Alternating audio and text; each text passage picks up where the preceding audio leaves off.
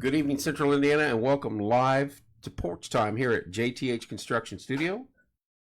We have a special guest in studio tonight. Mr. Bart, how you doing, sir? I'm doing great. How are you? I'm good, sir. Thank you. We will get to John very shortly. Let me go through sponsors here real quick.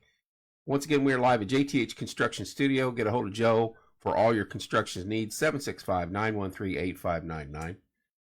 American Basement Solutions, Mr. Larry Ralph Sr., 1-877-409-2837.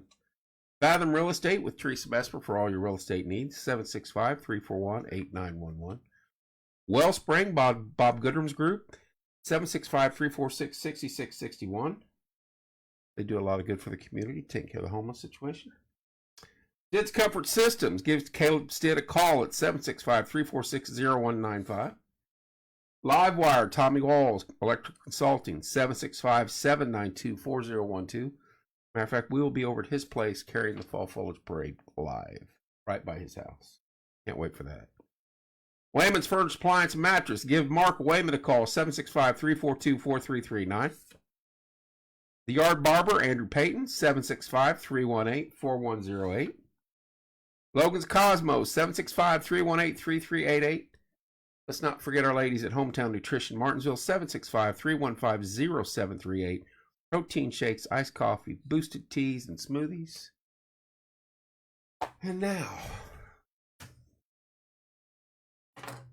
I want to start it like this, John. John came to us a couple weeks ago and sat in here and spoke with me and Beth. He had no idea what's going on at my end, and I had heard, but I had no idea what was going on your end. And the story that he's going to tell and get into here tonight, it's emotional. I'm giving you a heads up. It's emotional. It's brave of him. And his message, once you get it out, you'll see where it's coming from what point of view. And there's not a one of us in this city, in this area, that's in earshot of me talking, that has not been affected by cancer in one way or another. Now I'm gonna get to this real quick. Morgan County. I'm a part of a group that is doing the study with the air and the soil and all that. Morgan County is the #1 cancer county per capita in the state of Indiana. Over all the big industry cities like South Bend and Indianapolis and Terre Haute, Bloomington, Evansville, Morgan County is. I'm going to keep digging on this, and John's going to be coming in here for a long time, and hopefully others with him as we move forward. But I want to get to the bottom of why on this, because there's a lot of folks we know and love that have fought and passed from cancer in this area. No sense in it. John? Yes, sir. The floor is yours, sir, and hopefully you won't shock yourself like you did earlier tonight. So, Well, like I was telling you earlier, that I came from Life of Love Church, that Shelley Abney was always a little advocate of mine when I was refereeing at John R. Wooden Middle School. I got it right this time. And she always did she took care of me with snacks post game and everything else. But when what's transpired with me happened, Shelley almost immediately reached out to me, and so basically she offered or invited me to Life of Love Church, and Jason Abney, yes. He's the pastor there, and they invited me. They do this water immersion there. yes, sir. And I can tell you, and I was telling you earlier, that when I tell my story, I was closer to God tonight, as close as I was a year and a half ago, and it was just humbling, and was a great segue into what we're going to be talking about tonight. Sure. They're fantastic people. I've known them for a while. They actually, when I ran for office, they supported me every step of the way. I've been to their church a couple times, and always have a warm handshake and a hug when you see them. Yes. Hard to beat people like that. Absolutely. Well, there's a lot of those people in Martinsville. Yes, sir. And it's like you said earlier when we first started talking about this, and then there's the obvious me on May the 23rd being diagnosed with brain cancer.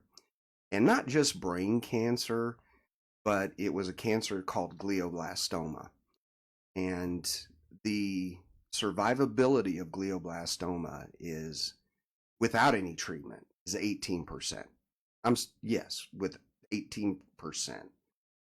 With chemo, with radiation, it's 18%. And my doctors didn't even give me these numbers. I had to dig for them on my own. I was going to ask, did you research that, or did they give them to you? We did. I mean, my daughter, Kristen, number one, and I've told you this, and I guess we'll share with everybody that my 4 girls, I have to number them. And this was even before. I thought I had it bad with 3. Yes. You've got 4. No, I'm very, very blessed. Right. But 4 girls, and if I'm trying to get in contact with one of them, I invariably will call them by the wrong name. But parents do that. Yeah, but what I've found is that if I call them by their number when they were born, then it works out fine. And so, yeah, so number 1 is a cytotechnologist.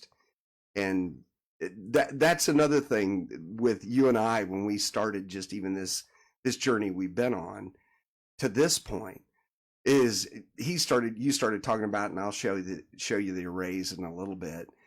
You're like, well, how does that work? And then you're telling me I'm an old X-ray tech, aerospace, and his daughter's basically doing the same thing in the medical side. And he started shooting, talking that lingo, and I started firing it back at him. He's like, how do you know that? And I'm like, well, how do you know that? And but I was like, you're above, but you were way above my pay grade. 20 years. So, yeah. Yes. So, yeah, I'm only about a year and 16 months into this. I had a head start on you, though. So. Right, exactly. But really, if I may go back a little bit, because I think it's significant in this whole thing, because what I want to talk about, and you and I agreed upon, was that this will have a heavy God focus in it, because his plans are so much more perfect than anything that we can come up with.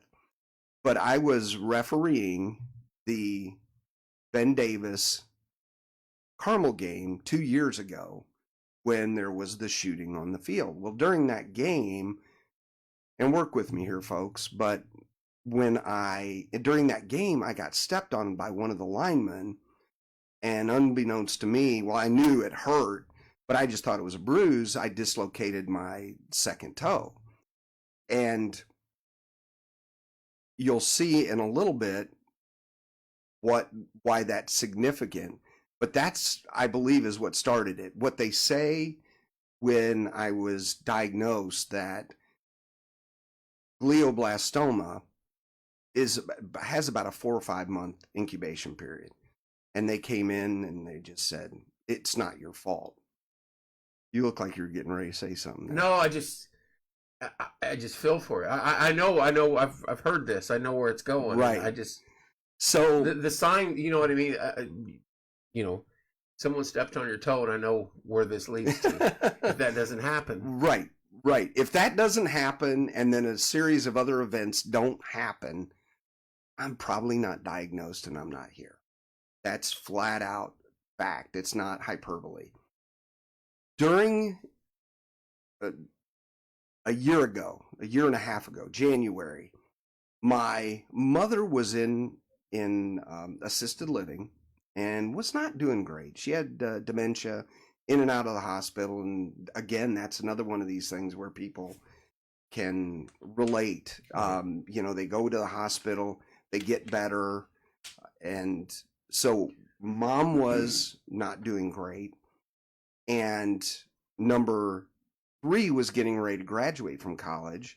Number 4 was getting ready to graduate from high school in May of that year. It was 2022.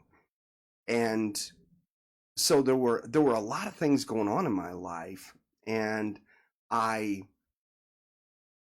we kept moving toward these graduations, and invariably every week was going up. My mom lived in Marion, and we were That's a going. good little drive. It's 2 hours. Yeah. I don't care how fast you go. I don't. Right. It's 2 hours up and it's 2 hours back, and so I was going back and forth to there. Well, I was still refereeing some basketball and what have you. Broken toe and all. Broken toe, and finally found a doctor that could tell me what was wrong, that this toe was dislocated, different kind of shoe, blah, blah, blah, blah, blah. But he said, you need to go to rehab. And I'm like, okay. So I go to this rehab facility in Franklin, and probably started in like March going there. And one of the ladies is just like, oh my gosh, you are so out of balance. And, you know, they were just supposed to work on my toe, but I guess your toes are kind of important to your balance and everything. And so I was going to rehab twice a week, 3 times a week for almost 3 months. That started in March and continued. Well, while I was going back and forth between Marion and Martinsville, I had a car accident in April. And I mean, when you're doing, 1,200, 1,500 miles a week, things potentially could happen, but usually don't happen to me. Right. And I was rear-ended on the on the east side of Indianapolis on 465.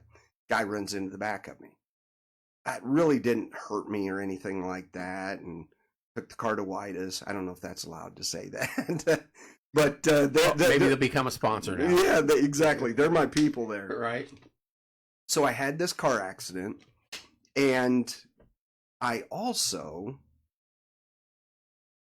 the 13th, Friday the 13th is a day that I just always really like. Well, there was a May the 13th, and I hit a bus on IU's campus.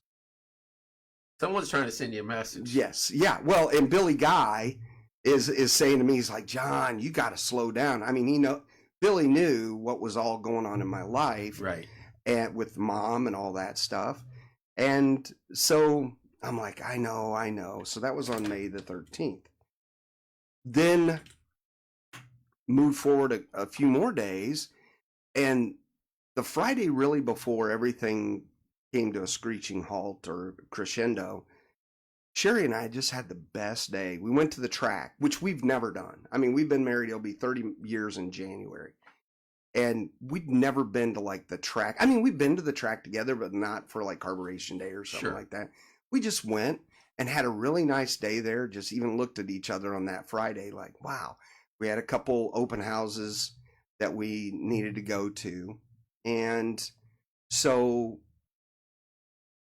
we went to that on that Friday. Then on Saturday, Sherry said she started noticing that I was acting different. Just kind of wasn't talking a lot, and which is definitely not in my vocabulary. And even my father-in-law was like, afterwards, he's like, John just wasn't acting right. So on that Sunday, me, number 4, and Sherry are driving to an open house, and for some reason, somebody goes, what's 800 times 2? And I'm kind of a numbers guy. I'm in sales. Not kind of, I am. Usually I see a number or 2 numbers, and I can put them together, at least get them remotely close. And I couldn't answer. And I was getting kind of frustrated, and they're like, Sherry thought I was joking. And I'm like, no, I'm not joking. Just get the answer. Right. So then they're like, okay, it's not worth arguing with him. I don't know what's going on.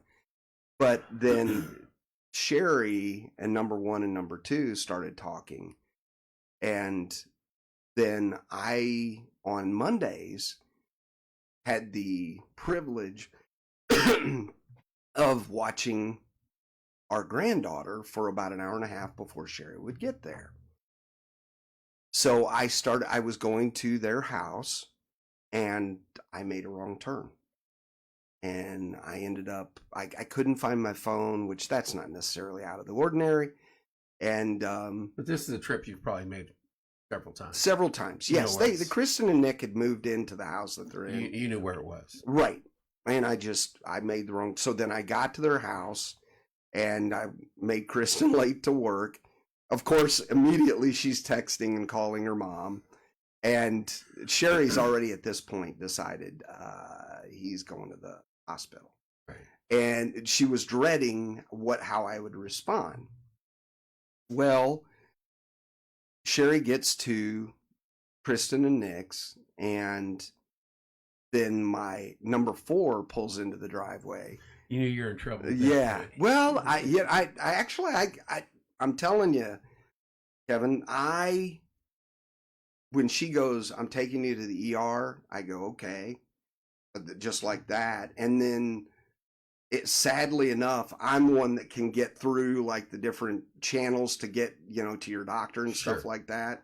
So here I am. Sherry was dialing the numbers, and then I was talking, getting a hold of Angie, who is our doctor's nurse. Right. And so Angie's like, you need to go. And they thought I was having a stroke. And so they take me and they're like, nope, you need to go to St. Francis in Indy.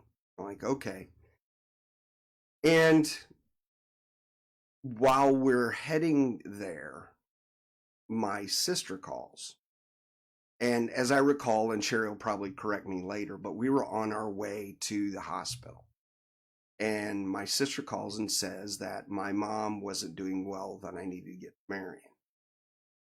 And Kevin, it was the first time in my life where I told my sisters I had something else going on. And I just said to him, I go, I don't know what it is, but I can't help you. Right. And again, still thinking it's probably stress. We had gotten Madison. And here's the thing too. You go back the week or two previous to that, I drove down to Nashville and moved like sizable furniture. And my doctors are like going, what? So anyway, we go to the hospital, and ironically enough, my doctor, the intern, his name was John, only no H, and he comes in.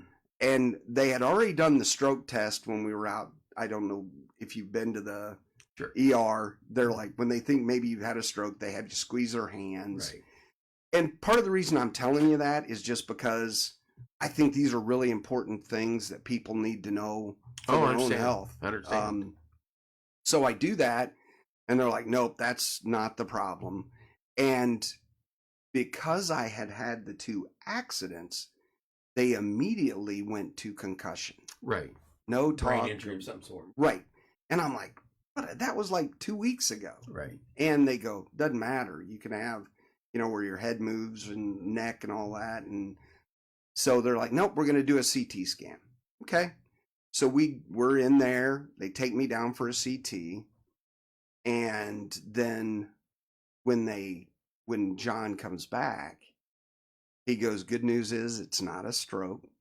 Good news, it's not a concussion. And he goes, bad news is it's brain cancer. We think it's brain cancer. And glioblastoma is very distinguishable. It's got like a main, it either fingers out immediately, or you might have like a mass and then fingers that go off of that. And he goes, I'm 99% sure it's glio. Sherry recalls the doctor choking up when he was telling me this. And I think I kind of went, I probably went into a little bit of shock, to be honest with you. Yeah.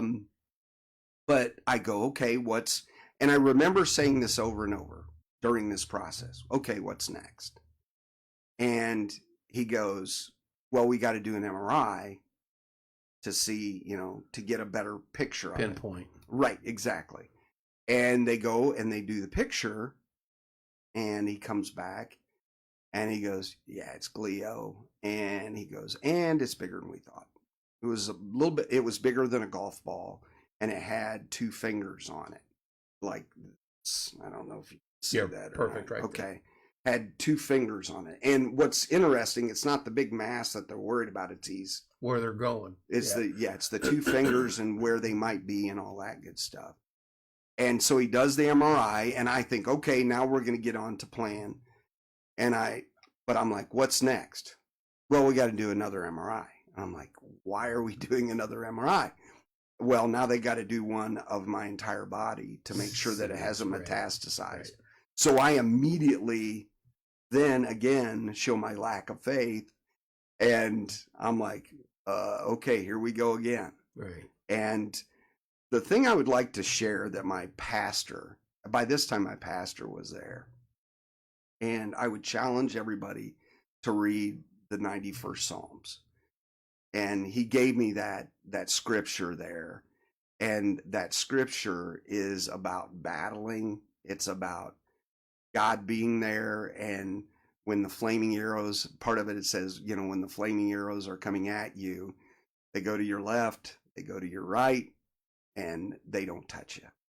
And I'm like, okay, all right. So we go and we do that other MRI. And we're probably 2:00 in the afternoon or what have you.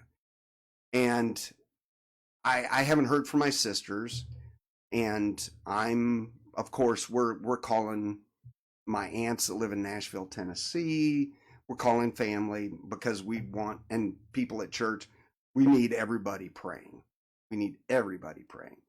And I don't hear anything about that MRI. I've never to this day heard a thing about that MRI. The second MRI? Right. That day. Really? I told Sherry, I go, no news is good news, so right. Yes, but so that evening, that afternoon, late evening or early evening, about 7:00, a Dr. Colwyn comes in, and Dr. Colwyn, when he walked in the room, I was like, that's the guy. And I may be embellishing it a little bit, but I think even at one point he was like, you're lucky I'm here. Right. Because he was It's good to have a doctor that's very confident. Yes. You know what I mean? And Dr. Colwyn. Especially in this situation. Right. He's a Harvard and IU grad. He lost me on Harvard. But I was going to say, we're good with IU. Yeah. Yes, exactly. But when he came in, he goes, I'm 99% sure it's glioblastoma. I go, what do you want to do? And he goes, I want to take it out. And I go, take it out. And he's like, hold on. And Sherry's going, should we get a second opinion? Right. And I had this feeling that this was the guy that was going to allow God to guide him through this. And he goes, I'm going to start setting up everything. And really the thing to keep in mind, he was on call. He was on call on Monday and Tuesday.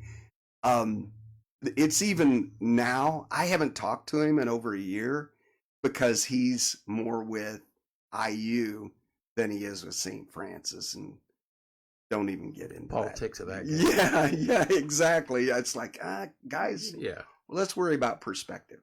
So Dr. Colwyn says, I'm going to come by the next morning, and keep in mind, Kevin, during this, I couldn't remember Colwyn. I was calling him all names it was, I want to say that about 24 hours there, I really was, and I'm sure part of it was stress, but I was. Combination of. Right. Everything that was happening, I couldn't remember Dr. Colwyn's name and different things like that. So Sherry and I spent the night in the in the ER. And bless her heart, she had like a chair, and I was on this couch. And everybody that knows me, if there's one thing people know about me, is that I'm a sweater. And I'm not even a sweater, I'm a leaker. And Let me get this AC going over here. yeah, no, we're good. We're good. But one of the things people will be like, what? That's what he really thinks about? But we're in this ER room by ourselves, and it is hot. I mean, it is hot. And I didn't sweat. The surgeon didn't see me sweat. Nobody saw me sweat. I didn't sweat. And I was like, this is cool. I like this part of this, that I don't sweat anymore. Not perspiring at all. Right, exactly. But and I was very, very, very calm. I just I had this calm that wasn't that ain't me. Right. And I knew that. So Dr. Colwyn left, and Cherry and I had a long night, and they finally brought like a longer couch type thing for her about 3:00 in the morning. And then Dr. Colwyn showed up at 6:00, and he comes in and he goes, "What are we doing?" And I said, "Take it out." And he got a Sharpie out, and he starts writing on this side of my head. And I go, "What did you just write?" And he goes, "Yes." And I go, and I knew because I've had both knees replaced. I go, "What are you doing?" And he goes, "Well, it's stupid, but they make us do this to make sure that we don't cut on the wrong side of my head." I go, "Yeah, I'm all for that." But I took a picture of that, and I thought that was really cool. Yeah. The one thing that I failed to mention earlier, though, is after we had talked to the surgeons, I called my sisters, and they were in Fort Wayne at the hospital with my mom. And the next thing I know, I specifically had asked my sisters, I go, don't tell mom a thing. Right. Because somebody who has dementia, you tell them anything bad, it's what they remember. Right. It just is. And I told my sisters, I go, just don't say a word to mom about that. But then my sister puts me on the phone with my mom. And it was, thanks, sis. Yeah, no, it was a true blessing from God, because I was able to tell my mom I loved her. I told her, and she said, "We're going to have a birthday party." I go, "Yes, ma'am, we are going to have a birthday party." And we talked, and we, and it was just, and my mom called me Johnny, which she probably hadn't called me that since I was 5. And, but it was an unbelievable blessing to be able to talk to my mom and just tell her that, and she, I believe in my heart, I know in my heart that she knew something was not right. I was going to say, did you think she knew that she was saying goodbye to you? Yeah. I think in her heart, probably she did. And you're probably worried about not letting her know what's going on in your life. Right. I mean, I was planning on me getting through mine, her getting through this with her. Right. And we were just going to continue on. So the next morning, when Dr. Colwyn comes in and he writes there, and he goes, "Do you have any other questions, before we get on with this?" And keep in mind that hospital was packed. I mean, there were people everywhere. I mean, Dr. Colwyn had the term stroke. He had stroke. I mean, he goes, "You're going to be in surgery at noon. Surgery's going to take about 4.5 hours." I'm like, "Okay." And I mean, they came in and, anesthesiologists, the whole 9 yards. When you look back at my paperwork up to that point, we're still a little over 24 hours, and there's like little to no paperwork on everything, that they're just like, boom, this is going to moving very rapidly. Right, exactly. That's a good way to put it. Yeah. So I have my surgery at noon. I go into surgery, I didn't understand what the anesthesiologist was saying to me when I was going to go to sleep. Right. And I didn't, the way I left it in my brain with Sherry, I didn't say goodbye well enough. And Right. so goes into surgery, and 2.5 hours later, Dr. Colwyn is meeting with number one and Sherry, and I say, because the way he was acting, he looked like the cat that had swallowed the canary. He goes, full resection, complete removal. Yeah. Some words that I just love to say. Yeah. I truly do love to say them. And that they were just blown away. So in the meantime, I don't know that I told you this.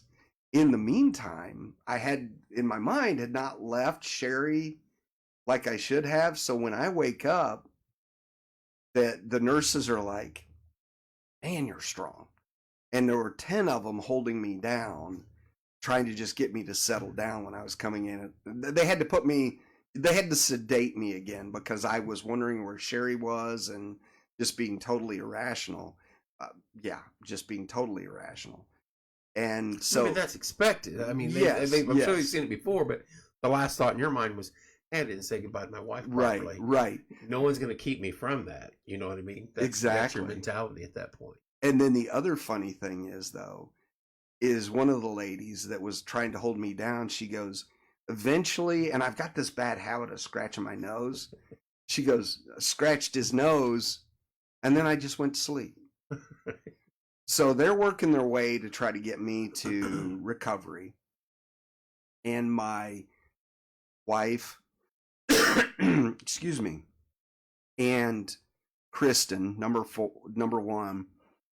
See, I did it. Yeah. But number one are in my room that's going to be my recovery room when my sister calls. And this is about a half an hour after my surgery.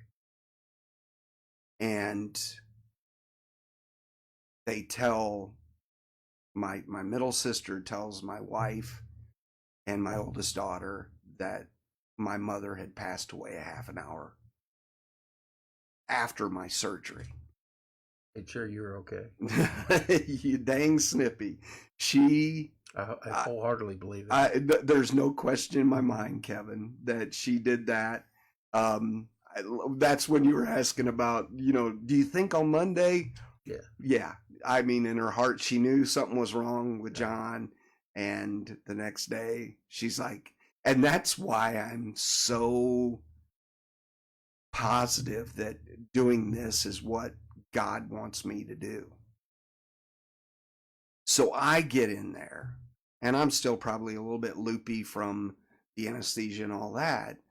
But when I hear that mom had passed away, I made everything just totally worse for everybody because I was like, yes, I was so happy for mom because I saw her struggle. Right. Our true gift with her during her dementia is that she never, and so many people don't have this blessing.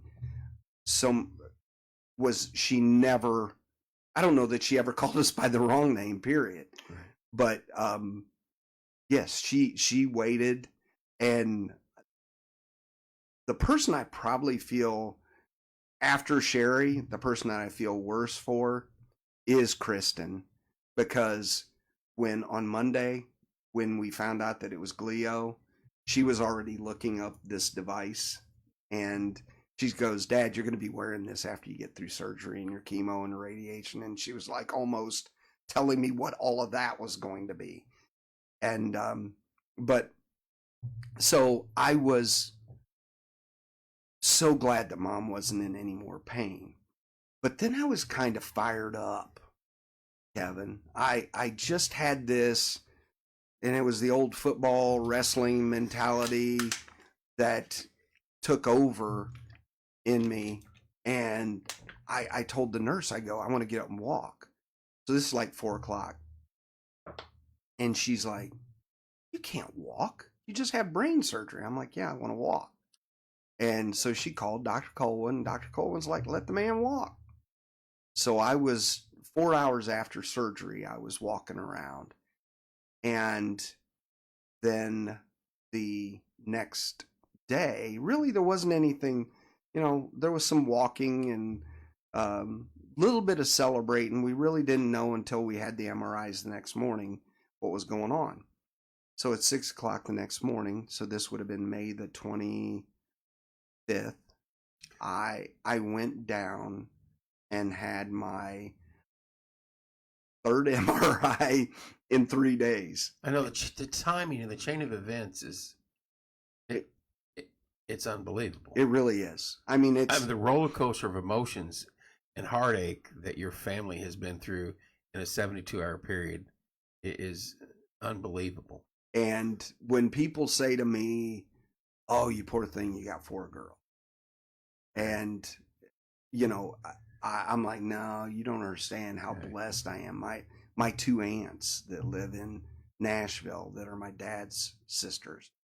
I did a talk about a year ago at my daughter's volleyball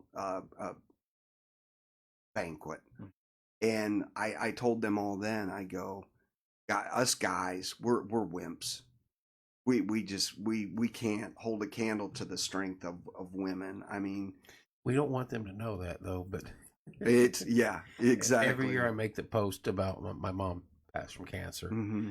and I always say she was the rock of the family and the strength that she had, and I got 3 daughters, and hopefully they're not listening, but yeah, I feel the same way. Yeah. So yeah, it's so yeah, I mean, I am surrounded by women, and they all, take care of me, watch out for me, and it's just an unbelievable blessing. So then that Wednesday morning at 6 o'clock, I go down to have my third MRI, and I recognize the guys that are the same guys that did. I said to him, I go, "Are you Dr. Cohen?" Tim's asking. Oh, Was it Dr. Cohen? Colwyn. Colwyn is, it's not CHOEN. No, it's K. COHEN. Remember I asked you? Yes, yeah, it's not. I brought that up when he was telling us because mine's KULWIN. I'll bring this up now. Tim's battling a little bit right now, and we won't get into that. But he has battled before with the brain surgeon. John, I talked to John about this, and his doctor was, I believe, Dr. Cohen. Yes. And when you said that, I was like, wait a minute, this is too much here. Yep. And I asked him specifically. I think I text you. Yeah, I text him, and I didn't want him to know what was it. Right. What was the name of your doctor? And he told me, and you're like, no, it wasn't. But right, he had the tumor, and he's got the scar from here to here, right there, about the size of a date. And when you were sitting, I was like, that cannot be the same doctor. No. He was on the west side, man. Methodist, but yeah. But anyway, I defy you to be able to find my scar. Right. It is, there was 27 staples. I still have those at the house. I'm a little bit, and I almost thought about bringing it tonight, and in the future I will bring it. I'll bring in the mask that I wore during my radiations. Kind of creepy, but I had kind of in my sick mentality, I had everybody in the radiology department sign it. Yeah. When they let me ring the bell.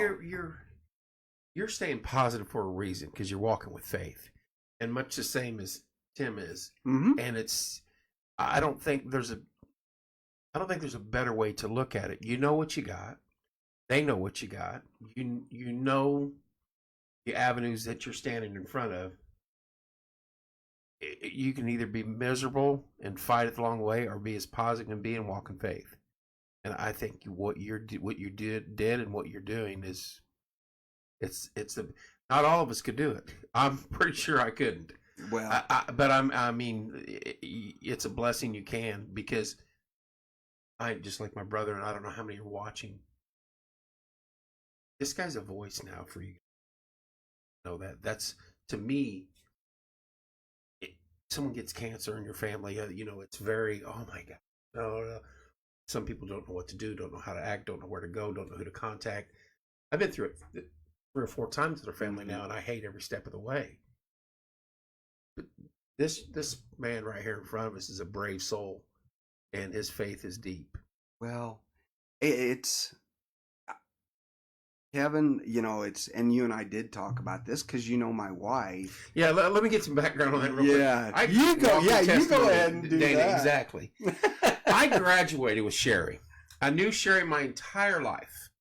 And you talk about, I always said when I started this, and I posted this the other day, I had no idea, and it may have been right after I spoke with you, the individuals that I would meet along the way with this. Larry Ralph Sr., another amazing human being that I got to meet because of this. He says, we have what does he say? He's going to be on here, he's going to hit me for not saying it. He said, I have this is what I should be doing.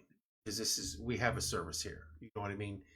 And because he's come on Hour of Hope and they preach and give a good word.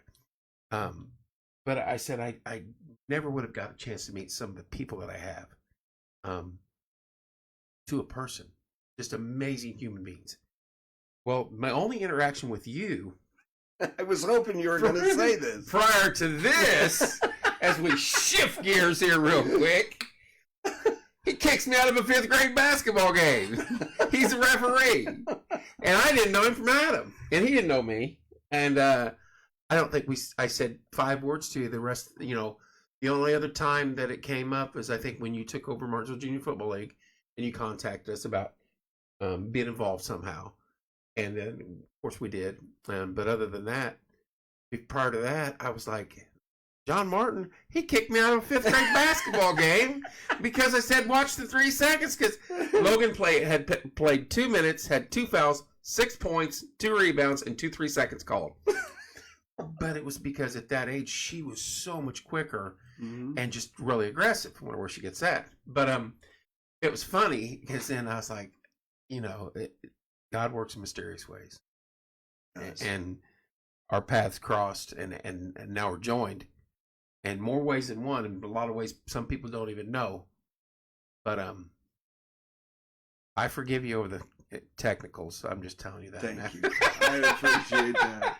I appreciate that. That's what I get a kick out of and not to get on too much of a tangent, when people say, you threw me out. I'm like, no, you threw yourself out. I just we can argue about that later, right. Sean. I may have bubble some words. Right. Oh, there you go. Damn, I may have bubble some words on the wrestling mat. Yes, exactly. I can see that. You think I'm fired up in basketball and football. That one there during wrestling. I left the gym. Funny. That's funny. But so I go to have this MRI at 6:00 in the morning. And again, I'm not sweating. I go down there and they go to, what they do is they'll just set you up against a wall. And then, because I'm on a gurney and all this other stuff.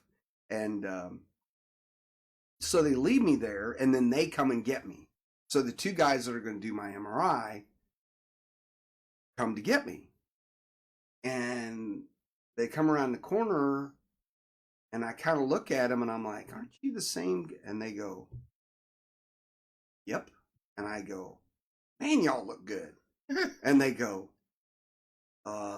you look amazing. How many hours are you out of surgery? I'm sorry? How many hours are you out of surgery? 24? Oh, no. This would have been like maybe, yeah, maybe. Somewhere between 12 and 16. It was 2:30 to, so about 16 hours. You didn't get the fly, by the way. I'm saying that. Oh, okay. But, so they go, yeah, you look really good. And I go, you guys look good too. Let's go do this. So we go in there. And again, I'm not smart enough not to be cocky, but we go in and they put me in and it's like 15 to 20 minutes of just ringing. And it's just really, it's a bizarre thing. Come out and I don't want to get anybody in any trouble, but they go, looks good. And they go, now we got to put the dye in. And what they do is they just put a little port on you and they just pump the dye in. I don't like the dye because it, well, when they do it now, I don't get the taste, but when they did it, I got the taste. Well, they call it sugar radiation or something. I have chemo. no idea. I think I'll get that in a minute from that end. Yeah, we probably will. So I go and they put the dye in, and then we go in. And when I came out of that, they go, we're not supposed to say this. Right. But it's not lighting up. Which is what you want to hear. Yeah. And I go, so that's good, right? And they're like, oh, yeah, that's really good. For the PET scan. Okay, yeah. And I go back down, so that's on Wednesday. Then number 4, Mackenzie graduates from high school on Friday. And I had in my mind that I wanted to go to the graduation. And then Sherry, it's like, you and I are watching it from the house. And that, if there's something that's come out of COVID that was just wonderful, it's, that kind of, that stuff. But I go, okay, we're not going to do that, but I am going to her open house on Saturday. So during those couple days, all my family's coming in, the girls, Sherry made the girls stay and work and get their stuff done because they all had new jobs and different things going on. Taylor was in chiropractic school and she'll graduate in December. Shameless plug there. That's number 2. But it's okay to be proud. Yeah. So I don't really remember anything that happened. Well, the one thing I do remember, Kevin, is during the entire, those 2 days or that day and a half that I was there, I was like a guinea pig. I remember the doctors, and I don't know how many doctors were in surgery with me. I think there were several. Yeah. But they were coming in and like looking at me and almost like poking in pride, going, that's the guy right there. Because when they took the tumor out, so when they opened up my head, my brain started coming out of my head. And when he took the tumor out, and it's not supposed to happen this way, it just fell out. Glio, basically, it doesn't break the blood-brain barrier. What it does is it just literally smothers the brain, and whatever it comes in contact with kills. Dr. Colwyn knew all where he had taken what he had taken out. He knew what he had taken out and everything. And I go, I feel great, but I couldn't read. I mean, I could see the words, but I couldn't like read them. And they had me do like a clock. And they had I basically had to go back through and learn things. Right. Because there was a deficit. If it's something on your left side of your brain, it works on the right side. Exactly. Right. So they had me do this simple clock. And they wanted me to put the numbers on there. 1 through 12, right? Well, I put the number, I think it was the number 9 on the deal twice. And I was looking at it, it looks good. And then the guy points it out, and then they go, okay, do it again. So now, and the thing is I was wanting to do so well on all these tests. Sure. That I was nervous. Oh, sure. And so I draw another circle, and I draw the numbers on there. Had a 6 at the bottom, and 1, 2, 3, 4, 5, and then up the other side. And he goes, see, that's what you have to do now. And it's been like over the last year, really every time I see a word that maybe I haven't seen in forever, my brain just doesn't sit there and go, oh, okay, that's whatever. I have to really sit there and sound it out and do that. Re-educate yourself. Right, exactly. So they put me through a couple of those tests. Then they're like, you need to climb some stairs, and so I did that. And Again, you're less than 24 hours from surgery. right, exactly. Yeah, and they're just like going, and doctors are coming in, and it was fun to see Dr. Colwyn every time he came in because I felt like I was a star pupil. Right. They were just like, and so Dr. Colwyn goes, can't drive. And I mean, I'm a salesman. I drive 50,000 miles a year. Driving is just, I love driving. Secondhand, right. Right. And I go, no, I'm fine. I go, I can see. And so I think what he did is he's like, can you see this out here? And I go, yeah. And he goes, you're lying to me. And I go, okay, I'm lying. But, that ended up being a process going through that. But then on that Friday, Taylor was with us, Sherry and me, and we're like, we got to get home because of graduations that evening. And so Sherry goes and gets the car, and we got tired of waiting on them. We knew they were busy, so we just kind of checked me out and left. Taylor, was like a getaway. And then we went home and we watched the graduation. And then the next day I went to the open house, and we were there for about, I was there for about hour and a half there. And then really what has transpired since then, I was off work for about 3 weeks, took 1 week vacation, 1 week sick leave, and 1 week for my mother's funeral. We ended up, and COVID was still kind of a thing, and they were worried about me and what have you. And I hadn't started chemo or radiation then. Well, can we get into a little bit? When you first said glio, and I know it's a word about that long, it doesn't go away, does it? Or it can come back, or what is the... They really don't know with glioblastoma what causes it. The trigger. Right. There's no trigger. It can absolutely come back at any time. And but I meet people almost on a daily basis that have glio, have had it, and the devices. Yeah, I was gonna say, if you want I can go ahead, and this is something that I wear. And he's gonna get in some terminology here that I'm an old X-ray tech, and when he says it, I'm just like, there's no way. Well, it has to happen. Probably so this is an FDA approved device that prevents any potential glio cells that are in my head from replicating. Glio cells replicate between 12 and 24 hours. That's why this tumor was only there for about 4 to 5 months. And that's why I only had about 4 or 5 weeks left if they didn't take it out. It's radiation. And it is something that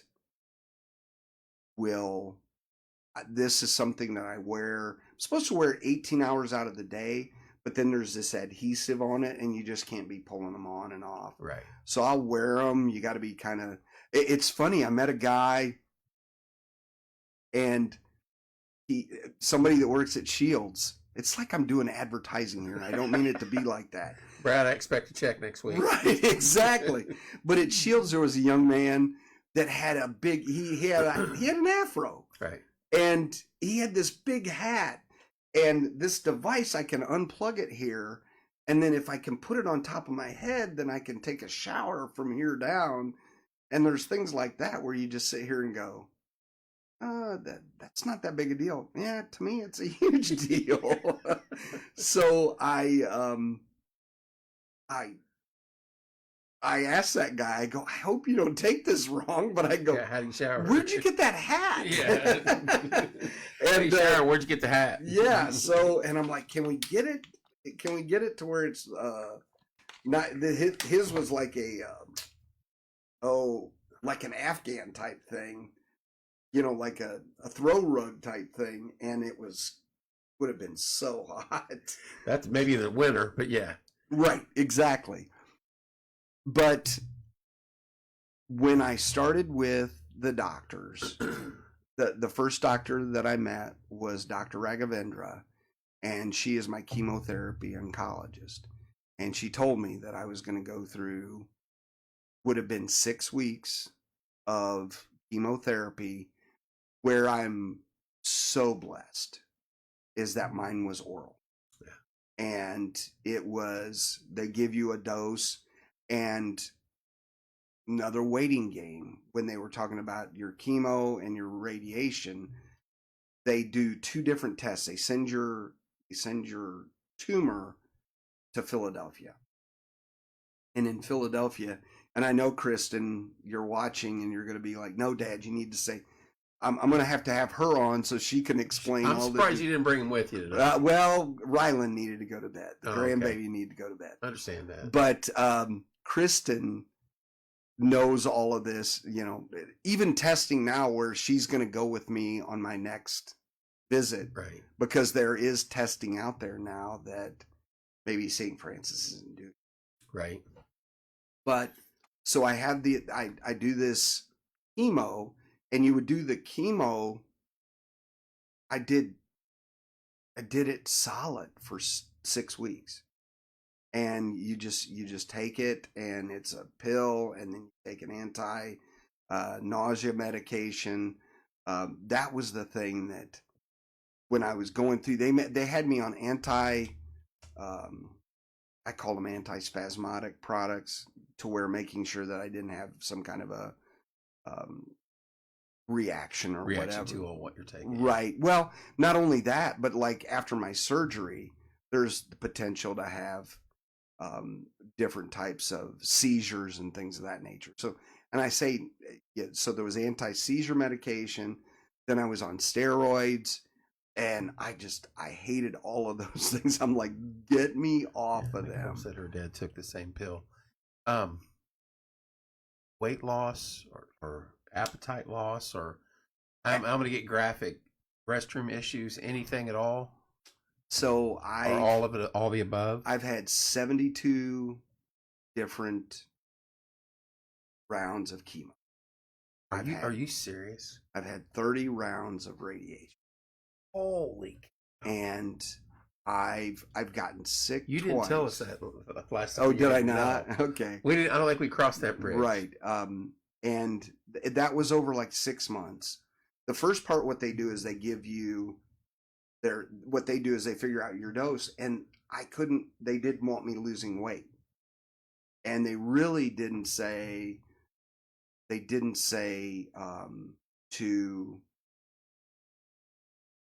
change your diet or anything like that.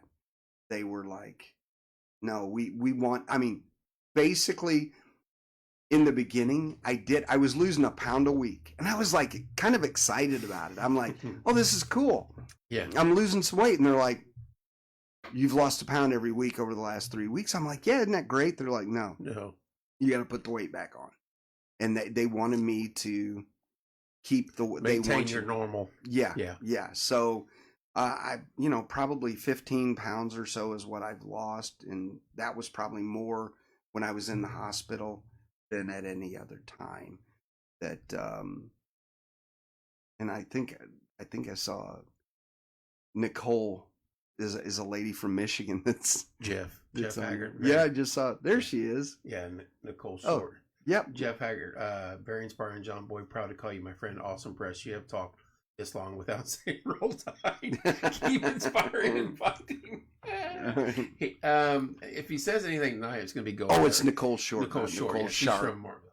Okay. He's going to say go Irish if he says anything tonight. So. Yeah, exactly. That was a tough game yesterday. Yeah. But so I had that, and the 2 times that I didn't take my nausea medication were the times that I got sick. And okay. So it did help. Oh, that's a message to everybody out there. The doctors you've got to know. You've got to trust them. If you don't trust the doctor you're with, I would say get another doctor. Right. That's exactly what I would say. And I mean, I'm so, again, so blessed. I mean, even Dr. Raghavendra, when she goes, well, you live in Martinsville, maybe you don't want to come up to India. I go, no, you're my doctor. Right. I'm coming to see you. Right. And then Dr. Bave is my radiation oncologist, and he's like the guy, the go-to guy on all of this. He's wonderful as well. And just that's kind of how this got started, was, hearing about people. There's so many people, Kevin, that somebody will contact me on behalf of somebody else they know.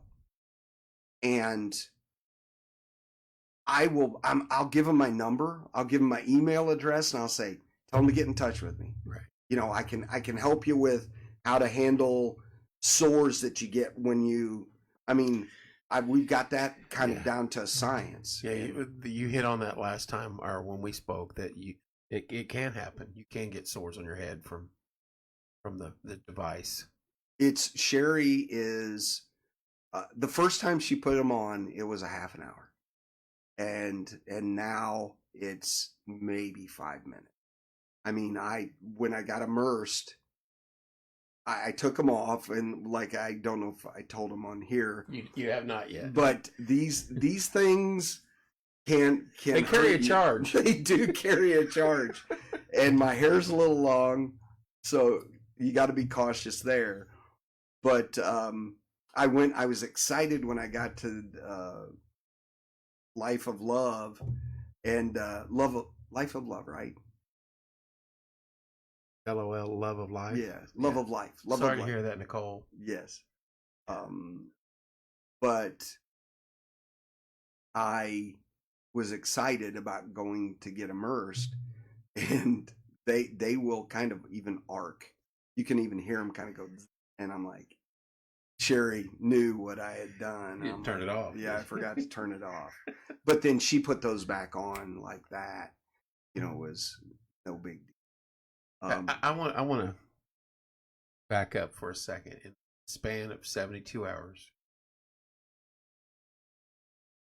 you went from being a referee,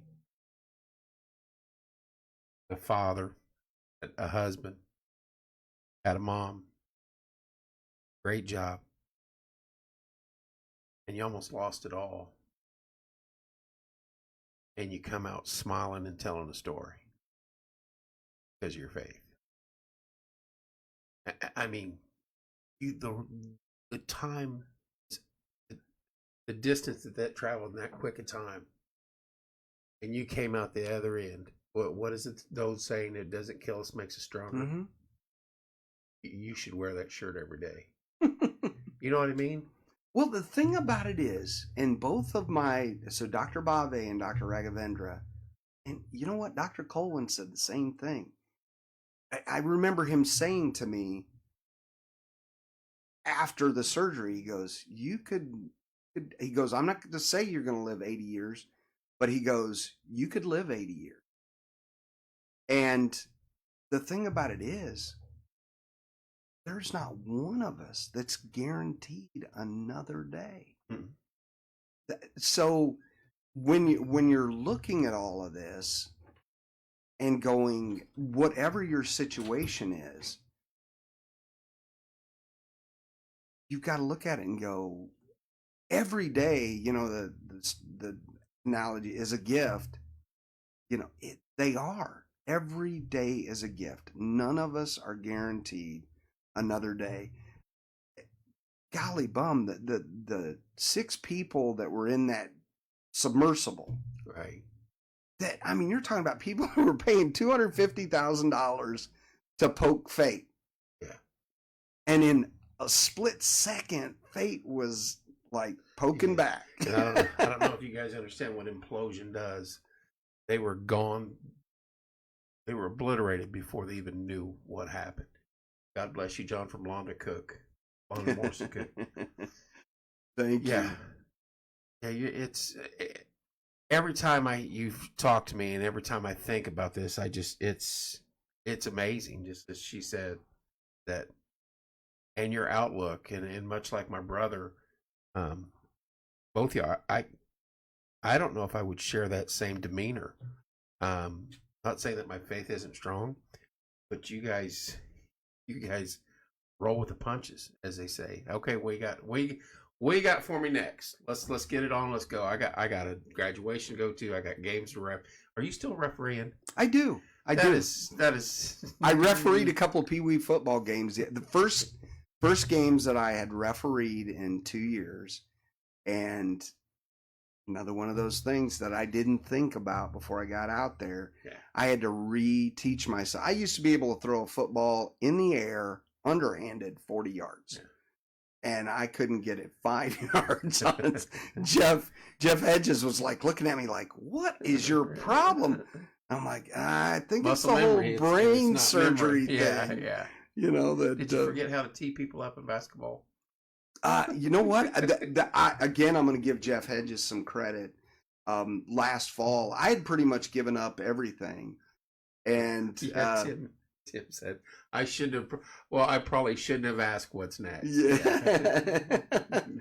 But Jeff last like November, when Little Artie's basketball started up, he needed a couple refs.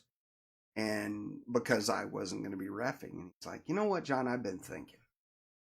He goes, "You can do these second grade games," and he goes, "That won't be, too that probably made strenuous." your day. It did. And I mean, somebody having confidence in you did a ton of those games last year.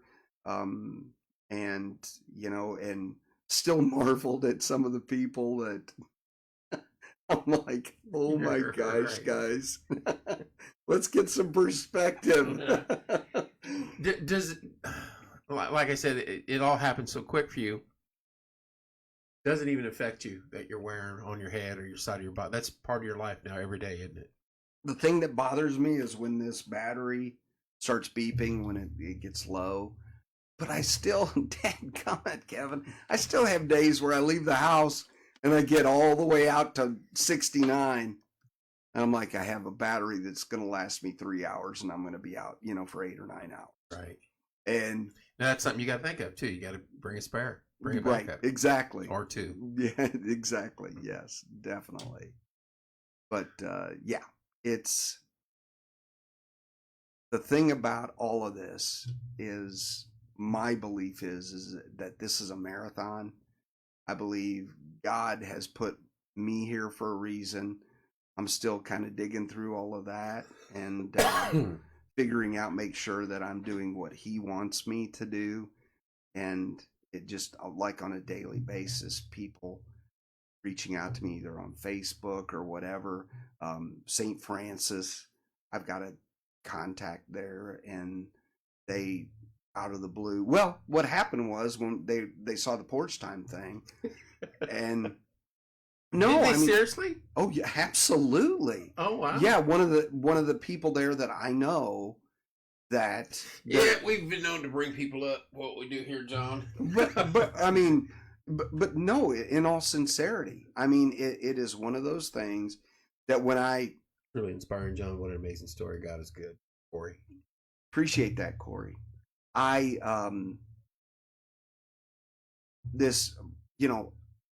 I had seen this lady at St. Francis. I've known her for a long time. And then when she saw the porch time thing, she's like, "Would you be willing to do talk to our people at St. Francis?" And I'm like, "Yeah, I would love to." I mean, it just... Hollywood cannot write the script that you lived in that week. I mean, honestly. You can't. The word inspiring, I know Corey just typed it, it doesn't even cover it. It's we like to say phenomenal around here, but it's even more than that. It's a miracle. It is. For one. It is. You're here for a reason. You know that. We've talked about that. It's certainly a blessing. The chain of events And you think about that in your life every day about why did this happen? Why did A, B, and C happen to put me here at this point in time? Now you know why. So the one thing that I failed to tie the bow into this. Oh, yeah. Thank you. Yeah.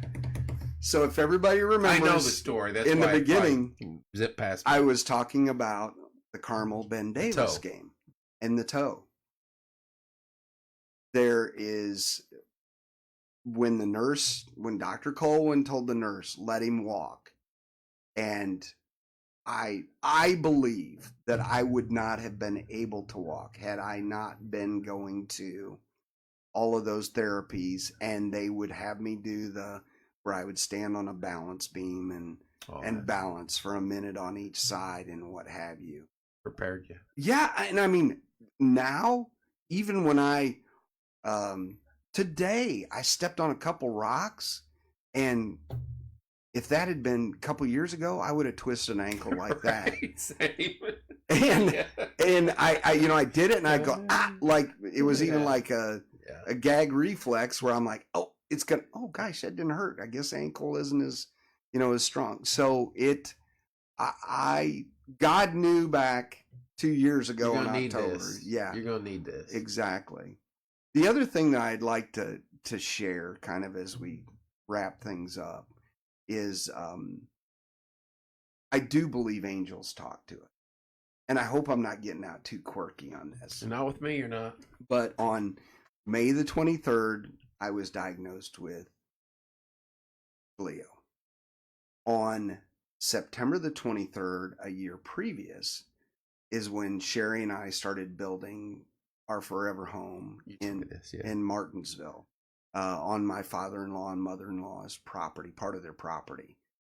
So that happened in September the 23rd. And I truly believe the 23rd of May was God saving my life, and I don't look at that as a sad deal at all. Sherry and I we kept waiting for interest rates to come down. That's a joke, right? And that might not be till 24, 23. Right. So. Yes, we can only hope. But we were holding off on building a house till the prices came down. In the meantime, interest rates went up, and I came up with this ingenious idea because we were paying for storage units and all this good stuff. And I go, let's build the barn. We're going to build one anyway. Let's go ahead and build a garage. So we built a garage, and the interest rate on that was ridiculously low. Right. So on May the 23rd, when I was diagnosed, I go, whatever happens with this surgery, depending on what happens, we've got to start building this house. I don't know what's going to happen with me. And when you're talking to mortgage companies and all that, brain cancer isn't something that you go in and go looking for sympathy. I do all of the paperwork and everything in our household.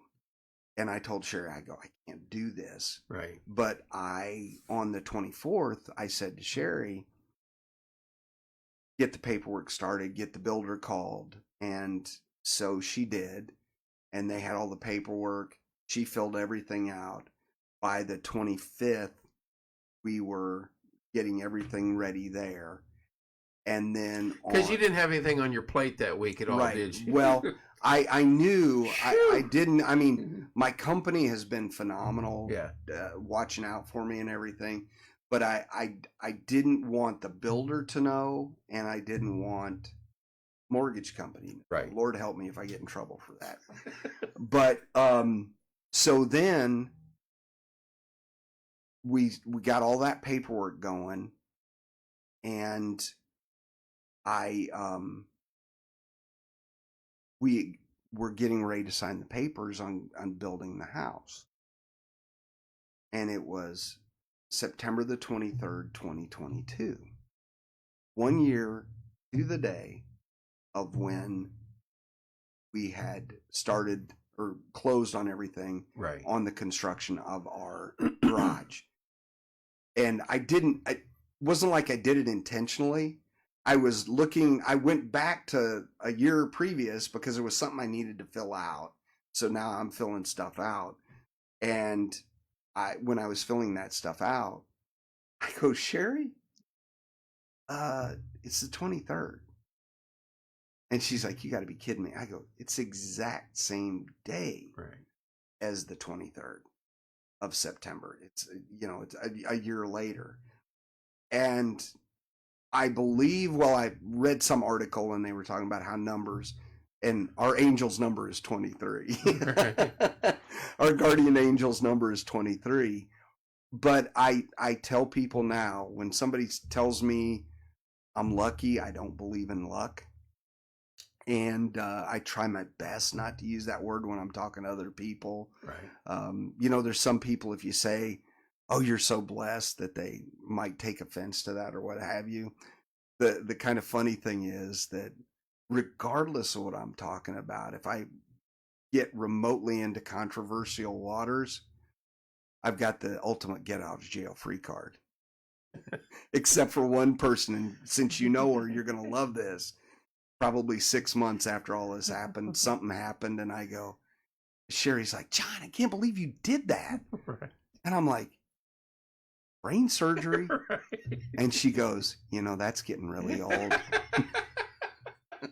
You can only play that so long, John. Right, exactly. So I've had to move on. I can hear Sherry saying that. I've had to move on to other things. I want to tell you this, and I've never said this to you, but in school, growing up with Sherry, one of the sweetest, kindest individuals you could ever meet. And ran into her a couple times before I even knew she was married to you. And after that, hadn't changed a bit.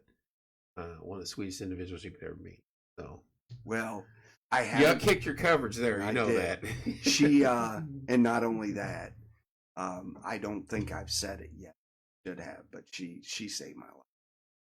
I mean, God through her, she saved my life. I don't know why she puts up with me like she does, but she worries about me, and she worries about our 4 girls. I was gonna say, you got a lot of women there that love you, right? And I know you're a big fan of my son-in-law, Nick Ruddle.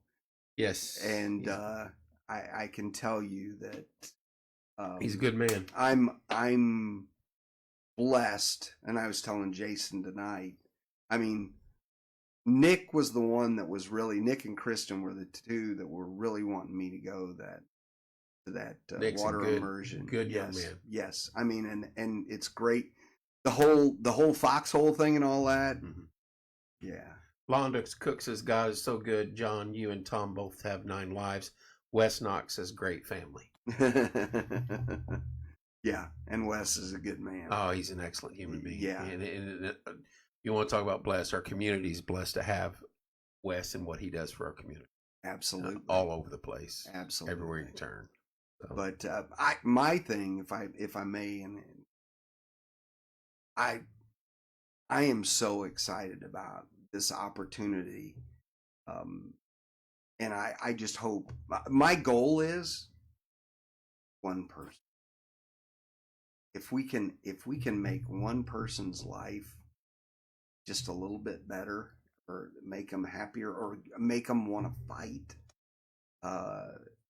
because so many people have told me that it's so much is up here. And the other thing I would say to you, just so people know where I'm coming from, I'm a broken man. I'm a sinner. About 3 months ago, when I had my MRI, that MRI, and I told people, I go, I was cocky. Every MRI, they're just like, you're a rock star, and I go into this MRI, and I come out, and Dr. Raghavendra first, kind of gives me this look, and she's like really serious. Uh-oh, what's going on? And they're like, well, there's a spot, and it was 0.8 millimeters. Now it's 1 millimeter. And all I heard was 20% growth in my head. Right. I'm like, that's 20%. That's kind of big. Wasn't thinking about what 1 millimeter is. It's, it's not even the 20% is what caught your attention. Yes. Yeah. And then I go see Dr. Bave, and Same thing. And they're like, we're going to watch this. And they even said, we're going to send all of this to Dr. Colwyn, and he may want to see you. I'm like, okay. Well, in the meantime, I found out that a friend of mine that I had seen in December, I didn't realize what kind of cancer he had. I knew he had cancer. I knew it wasn't good, but I didn't know what kind of cancer he had. And then when he walked in and he had this on, and I'm like, oh no, he's got glio too. But 2 weeks before, he texted me in February and said that it had come back. Oops. It had come back, and that they were going to start him back on chemo. Well, with the chemo, it still wasn't. Still going. Yeah, it was still going. And he passed away about 2 weeks before my MRI. And being human for those 2 weeks, I was I was very understandably so. Yes. But again, a God thing.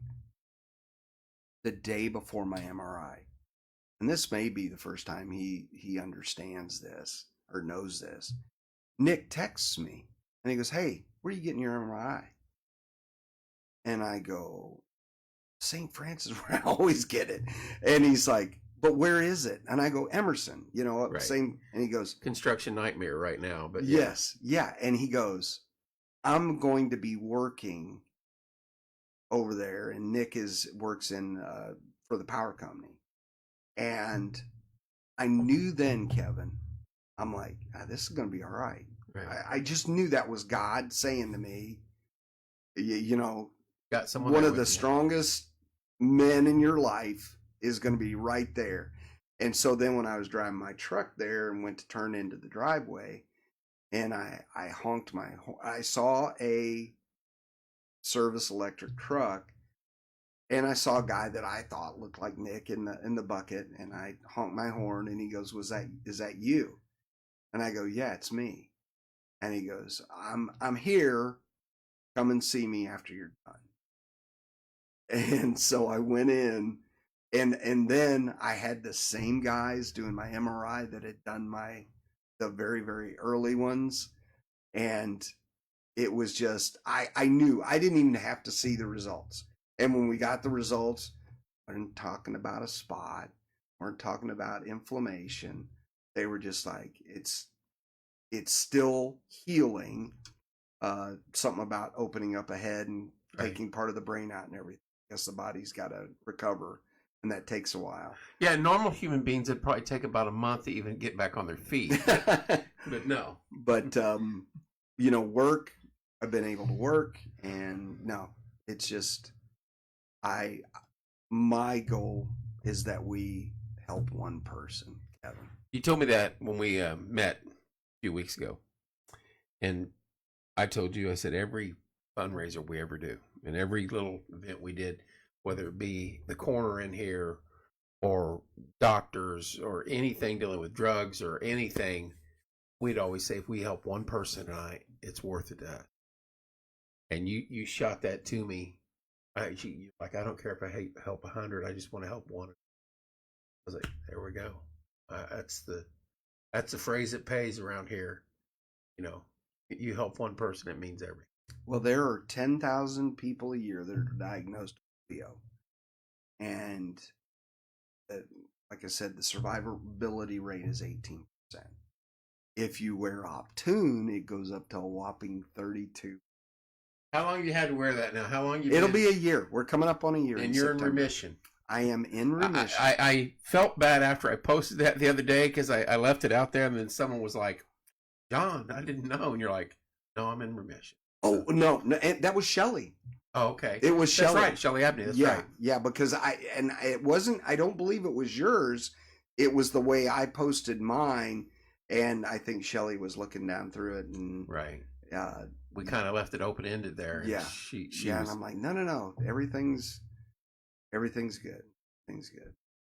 We're gonna have to do this again. You know that. Absolutely. And keep doing it. John wants to continue this once or twice a month and go from there and see where it takes him. Walking blind with faith. We're all, what you said a minute ago, you're a broken man. We're all halfway between Amazing Grace and Raising Hell. And, somewhere in between, every one of us, John. So, absolutely. One day at a time. But you're a man of strong faith. You're inspiring. You're brave. I've said this to his face 2 times now and text him it just amazing and honored to have you in here. You had no clue about the situation.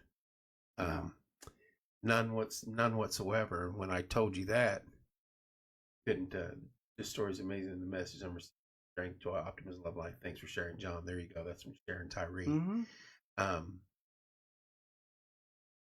Another one from Nicole. Very inspiring. Thank you. Yeah. Lost for words when you sat in here and talked to Beth and I. And I didn't say a word about our situation until, not my situation, my family, until the very end. You're like, no way. Well, the thing about it is, I really truly don't believe, for me, that I have to do this. When I was diagnosed, I started fighting then, and I did a lot of praying. And I'm going to say it one more time. Kristen says, "Love you, Dad."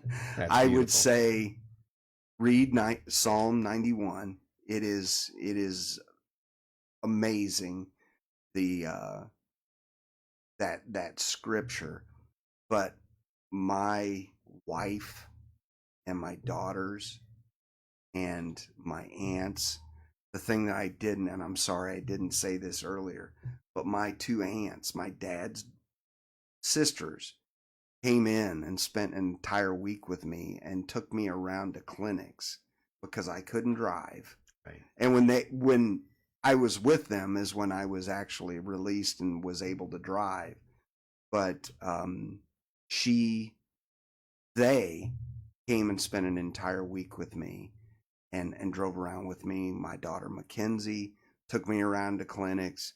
My boss was like, take the time you need, John, and I would make calls from home and things like that. So I think that the whole COVID thing made it to where they're like, oh, you make calls from home, you'll do fine sales wise there. And I did. But yeah, I have to do this. I have to. I mean, I want to do what we're doing here, right? Because I really feel like God is saying to us, I didn't bless you like that for you to sit on it. Larry Ralph, I go back to Larry Ralph said we have a good thing here, and to use it as we're using it now. It's remarkable. It really, I mean, when I listen to you and your different fundraisers and things that you've done, we were talking about, and I'm sorry, it's going to be one of those brain moments. The young lady and she played volleyball. Bridget. Yes, Balsarac. I told you I'm at, now I'm going to have a brain fog. Where was I, CB? We were somewhere. And last time we saw her, I mean, beautiful young lady. You know what I mean? Just a smile from ear to ear and through it all. Same mentality, I'm going to beat this, not an issue.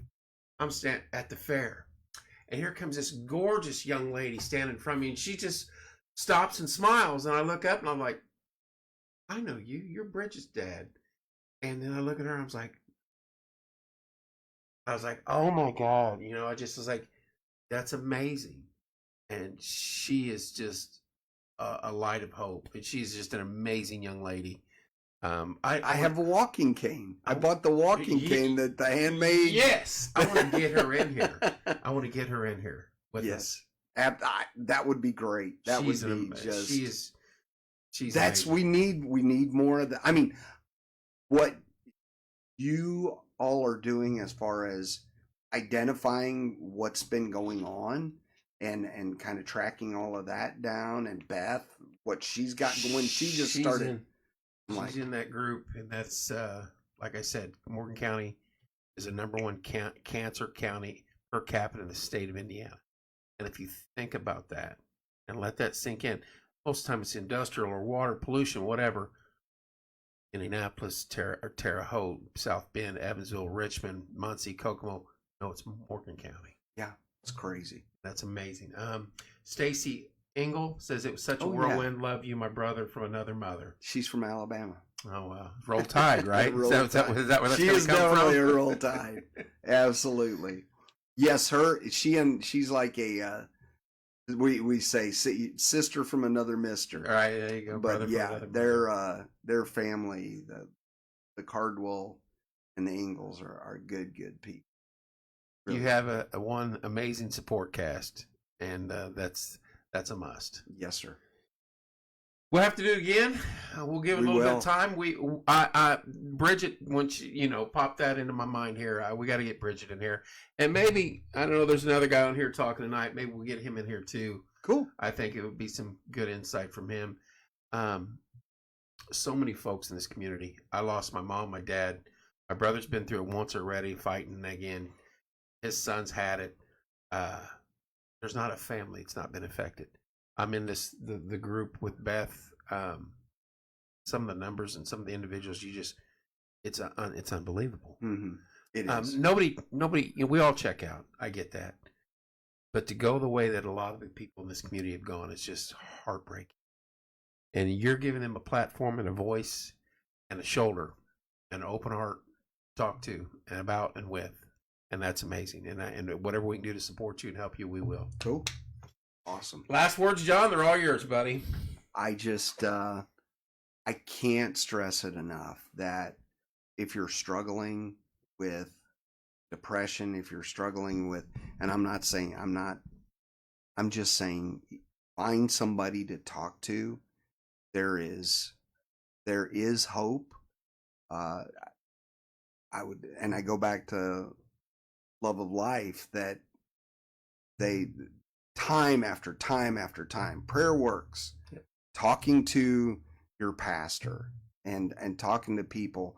The other thing I would say though, Kevin, if you get with somebody and it just doesn't click, move on. I mean, okay. with the company that does this device for me, I talked to one person there. I told the doctors, I go, I'm going to do it in spite of the guy that I talked to.